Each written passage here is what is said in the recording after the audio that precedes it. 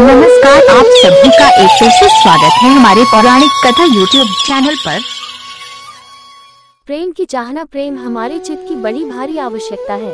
अंतःकरण का वह नित्य का भोजन है। अहर्निश मन किसी न किसी से प्रेम पाने की आकांक्षा करता रहता है। प्रेम के बगैर उसे सब सूना लगता है, किंतु चूंकि संसार में सभी कुछ परिवर्तनशील है, इसलिए प्रेम बहुत दिन तक किसी के साथ चलता नहीं। और फिर संसार में चाहे किसको भी हम प्रेम करें, उस प्रेम में एक दूरी बनी रहती है। हम अपने प्रिय वस्तु के भीतर अंतरतम तक नहीं पहुंच पाते। यही तो तकलीफ प्रेमियों की है कि प्रेमियों को जितना लगता है कि करीब आ गए, उतनी ही दूरी का पता चलता है। इसलिए प्रेमी कभी भी एक दूसरे से तृप्त नहीं होते। वे अपने प्रिय वस्तु को बदलते भी रहते हैं। परमात्मा के साथ जब प्रेम सज जाता है तो यह तृप्ति नहीं रहती, क्योंकि वह पूर्ण है। प्रभु प्रेम में दूरी मिट जाती है, क्योंकि परमात्मा का स्वरूप ही हमारा ही भीतर का स्वरूप है। वह दूसरा नहीं है। लहर का स्वरूप अंतरतल में सागर ही है। लहर के सागर से मिलन में दूरी नहीं रह सकती, वहाँ एका पूरा सज जाता है। प्राणनाथ जी हमारे चित्त की प्रेम आकांक्षा को ही साधना का मार्ग बनाते हैं। वे कहते हैं कि यदि प्रेम को हम गहराई से समझ लें तो हमारी चेतना में आमूल परिवर्तन हो सकता है, और इस स्वप्न की चेतना से हम सदैव के लिए जाग सकते हैं। सवार हमारी प्रेम की कल्पना मात्र इतनी होती है कि कोई हमारे विषय में सोच रहा है। घर में बच्चे हैं, पति पत्नी है, भाई बहन है, जो सब घर में सदैव मेरा आस लगाए बैठे हैं, और जब हम उनके बीच पहुंच जाते हैं वे सब हर्ष से प्रफुल्लित हो जाते हैं। वस्तुतः यह प्रेम नहीं है, प्रेम की एक घूमिल आभा है। संसार के संबंधों की घनिष्ठता है कि घनिष्ठता में प्रेम की घनिष्ठता नहीं प्रकट होती, बल्कि मोह का एक जाल निर्मित होता है, जिसमें ऐसा लगता है कि हम एक दूसरे के बिना जी नहीं सकते। प्रेम इससे श्रेष्ठतर वस्तु है। प्रेम के उद्रेक में हम दूसरे पर निर्भर नहीं करते। प्रेम का संबंध दूसरे से नहीं होता, क्योंकि प्रेम जागृत एक चेतना का स्वयं का स्वरूप है। जैसे ही प्रेम की गहराई में हमारा प्रवेश होता है, वैसे ही हमारी स्वप्न की चेतना जागरण की चेतना के निकट पहुंचती है। ऐसा समझिए कि जागृत चेतना की अनुभूति ही प्रेम है। अतः प्रेम में हमारा ध्यान किसी विशेष प्रिय वस्तु पर नहीं आकृष्ट होता। स्वयं हमारी अपनी चेतन धारा ही प्रेम में होकर बहती है। इस कारण जिधर भी वह जाती है, प्रेम से आप्लावित होकर देखती है। फिर किसी व्यक्ति विशेष अथवा वस्तु विशेष पर उसका आकर्षण केंद्र नहीं होता, क्योंकि अब हमारी चेतन द्वारा स्वप्न की परिच्छिन्न चेतना नहीं है, जो व्यक्ति विशेष से संबंधित होकर तृप्ति ग्रहण करे। अब उसका स्वयं का स्वरूप जागृत चेतना का प्रेम स्वरूप है, जिसमें जो भी उस चेतना के समक्ष आएगा वह उस प्रेम में सराबोर हो जाएगा।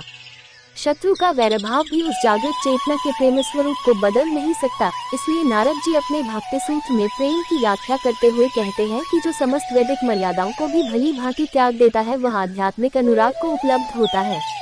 गोपियों के वृतांत द्वारा आध्यात्मिक प्रेम की उत्कृष्टता को समझाया गया है। गोपियां अपने घर की, अपने बच्चों की, अपने पति की सेवा करना परम कर्तव्य एक। इश्क है तित सदा अखंड, ना ही दुनिया बीच ग्रहा दे, और इश्क का नहीं निमुना, दूजा उपजे न होवे जूना। प्रेम आत्म दृष्टि न छोड़े, प्रेम बाहेर दृष्टि न जोड़े। प्रेम पिया के चित सो चित न मोड़े, प्रेम और सबन सी तोड़े समझती है। परंतु जब परमात्मा का सवाल आता है, जिसका माधुर्य स्वरूप 10-11 वर्ष के बालक कृष्ण रूप में सामने खड़ा है, तो उसमें उनकी प्रेमवारा फूट पड़ती है। कृष्ण की बांसुरी बजती है, वे नहीं रोकी जा सकती। हिमालय से निकलकर गंगा यमुना नदी की प्रखर धारा को समुद्र में गिरने से क्या कोई रोक सकता है? वंशी ध्वनि सुनते ही हाथ में लिए हुए कार्य की पूर्णता पर उनका ध्यान नहीं जाता। काम पूरा करके चले, ऐसा प्रेमी नहीं सोच सकता। प्रेम से चिंतित हृदय के लिए कुछ भी पूर्ण व अपूर्ण नहीं, वो तो सदा ही प्रेम सुधा की पूर्णता में जीता है। गोपियों ने किसी से पूछा भी नहीं, सलाह भी नहीं, अस्त व्यस्त गति से जो जैसी थी वैसे ही कृष्ण की ओर मानो बढ़ चली।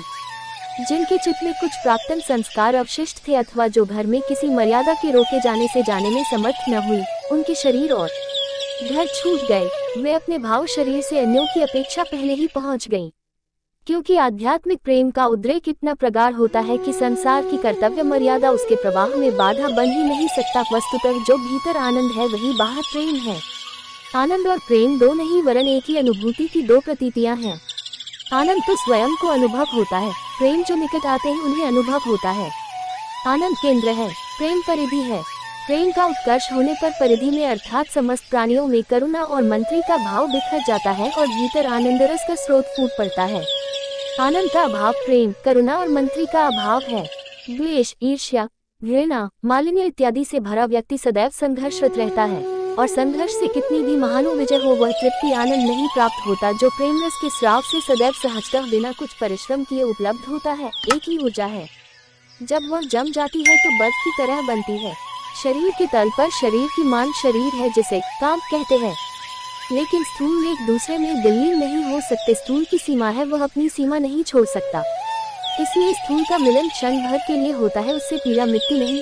हाँ, वो अवश्य पैदा होती दो शरीर निकट है और दूरफिर भी जाते हैं, इसलिए ऊर्जा की अभिव्यक्ति कामदा हो विवाद का जनक है। काम का सेवन करने वाले अंत में कुछ नहीं पाते हैं, बल्कि यही अनुभव करते हैं कि कुछ खोया है। ऊर्जा का दूसरा रूप है मन। ऊर्जा वही है, लेकिन मन के रूप में बर्फ की तरह स्थूल नहीं, जल की तरह तरल है।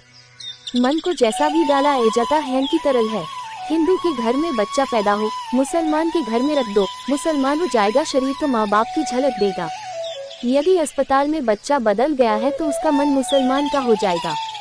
मन सरल है, उसकी मान भी तरह है। मन कहता है दूसरे का मन मिल जाए, शरीर दूसरे शरीर को मांगता है, मन दूसरे मन को चाहता है। इसलिए जो कर्जा शरीर द्वारा काम पर है, मन के स्तर पर प्रेम रूप बन जाती है। प्रेम मांगने वाला वेश्या के द्वार पर न जाएगा, जबकि काम वासना से भरा व्यक्ति वेश्या के घर चला जाएगा। शरीर को ही मांग है।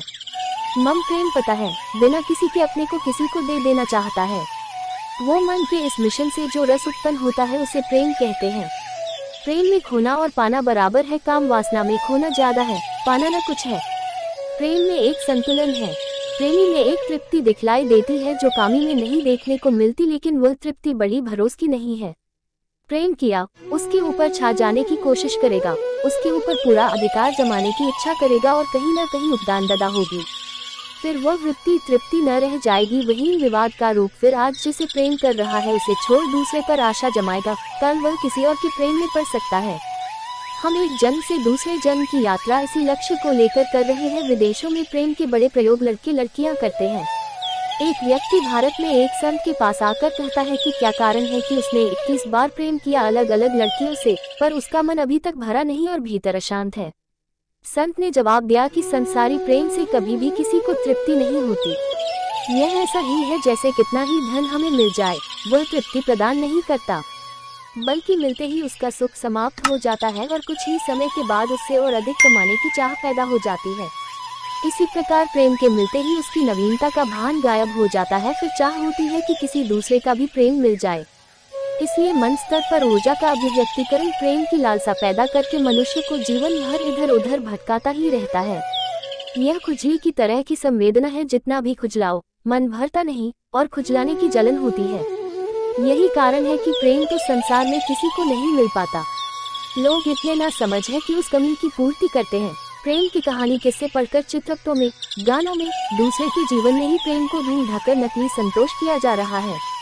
जैसे हर व्यक्ति अपने जीवन में सुख को न पाकर दूसरे के जीवन में उसको देखता है, वैसे ही प्रेम की भी हालत है।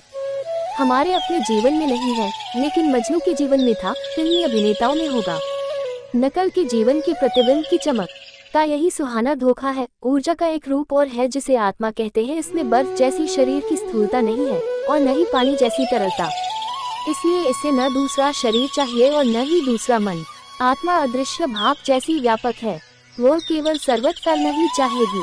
काम ऊर्जा जब सूक्ष्म होती है और मन के स्तर पर आती है तो प्रेम का रूप लेती है। उसी प्रकार जब प्रेम ऊर्जा इतनी सूक्ष्म हो जाती है कि दिखलाई भी न पड़े, सिर्फ अनुभूति हो, तो वह भक्ति बनती है। भक्ति रूप ग्रहण कर वाष्प की तरह सर्वत्र विराट से एक हो जाने को आतुर होती है। काम की दुनिया में जहाँ खोना ही खोना है, प्रेम की दुनिया में जहाँ खोना और पाना दोनों एक समान है, वहाँ भक्ति की दुनिया में केवल पाना ही पाना है और खोना कुछ भी नहीं है। असल में हमें एक बड़ी भारी गलतफहमी हो गई है। चूंकि संसार की हर वस्तु जैसे धन, विद्या, पद इत्यादि चाहने पर मिलते हैं और न चाहने पर नहीं मिलते, तो हम प्रेम के संबंध में भी इसी प्रकार सोचने लग जाते हैं। प्राणनाथ जी कहते हैं कि ब्राइट सन प्रेम और परमात्मा एक ही तत्व के दो नाम हैं। इश्क धाम वतन बताया, इस कारण अन्य संसारी पदार्थों की तरह प्रेम चाहने से नहीं पाया जा सकता। एक व्यक्ति यदि विद्या अथवा धन चाहेगा तो विद्वान और धनी बन सकता है, यदि न चाहेगा तो अतिक्षित हरिना चलाता रहेगा। इससे हमें यह भ्रांति होती है कि प्रेम भी जब हम करना चाहेंगे तो मिलेगा, अन्यथा न चाहने पर नहीं मिलेगा। यही भ्रांति है। प्रेम दिव्य धाम की वस्तु है, संसारी नश्वर वस्तु नहीं। इस कारण हम उसे जहाँ जहाँ से चाहेंगे वहीं यहीं से वह हमें न मिलेगा। यदि हमने प्रेम पत्नी से चाहा तो हम पत्नी से इतनी अपेक्षा से भर जाएंगे कि प्रेम समाप्त हो जाएगा। यदि हमने प्रेम पुत्र से चाहा तो पुत्र उन अपेक्षा भरी चाहनाओं को देखते ही अपना प्रेम हमसे दूर कर लेगा, क्योंकि प्रेम दिव्य धाम की वस्तु है, वह चाहने से प्राप्त नहीं होता। हाँ, यदि हम अपनी तरफ से प्रेम दूसरे को देने लगे और उस तरफ से बिल्कुल किसी भी वस्तु की अपेक्षा न रखें, तो हम देखकर हैरान हो जाएंगे कि दूसरी तरफ से प्रेम का झरना फूट पड़ा है।